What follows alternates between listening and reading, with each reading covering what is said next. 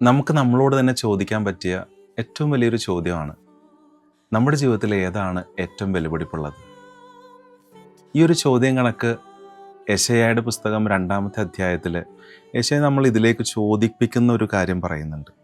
അവിടെ ഇങ്ങനെയാണ് യെശയ്യ പറയുന്നത്: ദൈവത്തിൻ്റെ ദേവാലയം സ്ഥിതി ചെയ്യുന്ന പർവ്വതം എല്ലാ പർവ്വതങ്ങളെക്കാളും ഉയർന്നു നിൽക്കണമെന്ന്.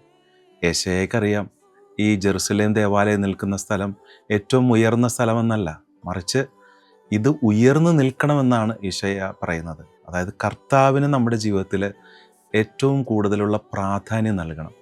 അതുകൊണ്ട് ആദ്യത്തെ ചോദ്യം വളരെ പ്രസക്തമാണ്. നമ്മുടെ ജീവിതത്തിൽ എന്തിനാണ് ഏറ്റവും കൂടുതൽ വില കൊടുക്കുന്നത്?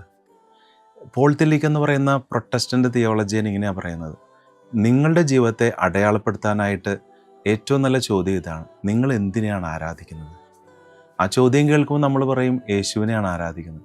എന്നാൽ ഒന്നുകൂടി നമ്മുടെ ഹൃദയത്തോട് നമ്മൾ ചോദിക്കുക, നമ്മൾ യഥാർത്ഥത്തിൽ എന്തിനെയാണ് ആരാധിക്കുന്നത്?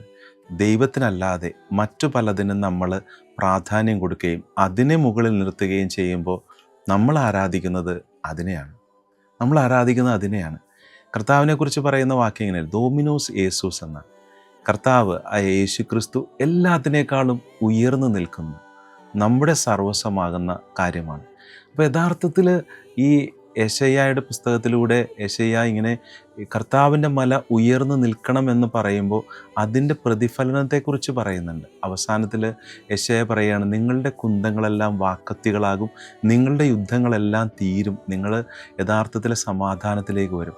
അത് ശരിയാണെന്നേ. കർത്താവിന് നമ്മുടെ ജീവിതത്തിൻ്റെ സെൻറ്ററായി കഴിയുമ്പോൾ, അല്ലെങ്കിൽ കർത്താവിന് നമ്മുടെ ജീവിതത്തിൻ്റെ ഏറ്റവും ഉയർന്ന വാല്യൂ ആയിട്ട് നമ്മൾ കാണുമ്പോൾ ബാക്കിയുള്ളതെല്ലാം ക്രമീകരിക്കപ്പെടും, റീഓർഡർ ചെയ്യും നമ്മുടെ ലൈഫിൽ.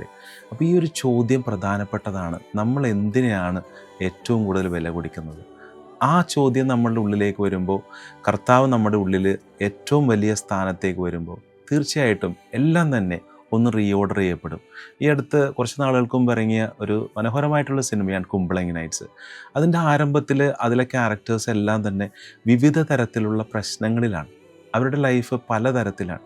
അവസാനത്തിലേക്ക് എത്തുമ്പോൾ അവരുടെ ഉള്ളിലുള്ള ആ വൂൺസിനെയൊക്കെ അവർ തിരിച്ചറിഞ്ഞ് അവരുടെ ജീവിതം ഒന്ന് റീഓർഡർ ചെയ്യുമ്പോൾ ആ സിനിമ അവസാനിക്കുമ്പോൾ വളരെ സമാധാനം, സന്തോഷം നിറഞ്ഞൊരു അന്തരീക്ഷത്തിലാണ് അത് അവസാനിക്കുന്നത്. ശരിയാണ്, കർത്താവിന് നമ്മുടെ ജീവിതത്തിലേക്ക് റീഓർഡർ ചെയ്യാൻ നേരത്ത്, നമ്മുടെ ലൈഫിനെ ഒന്ന് അലൈൻ ചെയ്യാൻ നേരത്ത് കൃത്യമായത് നമ്മുടെ ജീവിതത്തിലേക്ക് വരും. അപ്പോൾ കുറേയും കൂടി നമ്മുടെ ജീവിതത്തിലെ യുദ്ധങ്ങളെല്ലാം അവസാനിക്കും, ഇന്നർ കോൺഫ്ലിക്ട്സ് എല്ലാം അവസാനിക്കും. അപ്പോൾ നമ്മൾ ആർക്കാണ് ആരാധന അർപ്പിക്കുന്നത്? ഏറ്റവും വലിയ നമ്മുടെ ജീവിതത്തിലെ ഏറ്റവും വെല്ലുവിളിപ്പുള്ള എന്താണ്? ആ ചോദ്യത്തിന് ഉത്തരമാകട്ടെ ഈ ക്രിസ്മസ്.